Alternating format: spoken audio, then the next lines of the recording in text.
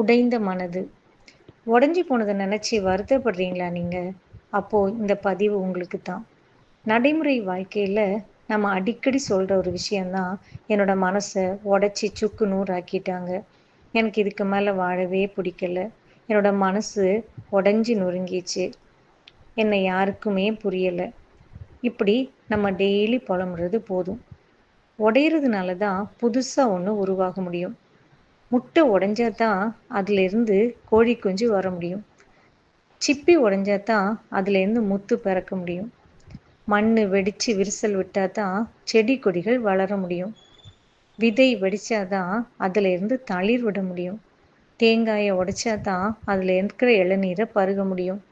So உடையிறது என்பது நல்லவற்றை பெறுவதற்காகத்தான்.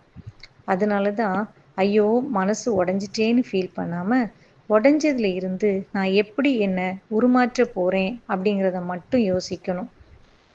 முழு கண்ணாடியில நம்மள பார்க்குறப்போ நம்ம ஒரு பிம்பமா தான் தெரிவோம். ஆனா அதே கண்ணாடி உடைஞ்சு சிதறினப்புறம் அந்த கண்ணாடியோட ஒவ்வொரு துண்டுலையும் நம்ம ஒவ்வொரு பிம்பமா தெரிவோம். ஸோ உடையிறது உடைஞ்சு போக இல்லை, நம்மளை உருமாற்றி உருவாக்குறதுக்காக. அதனால இன்னையிலேருந்து நம்ம என்ன பண்ணணும்? உடைஞ்சு போன மனசை நினச்சி கவலைப்படாம புதுசா ஒன்ன உருவாக்குறதுக்காக புது பிறப்பெடுப்போமா?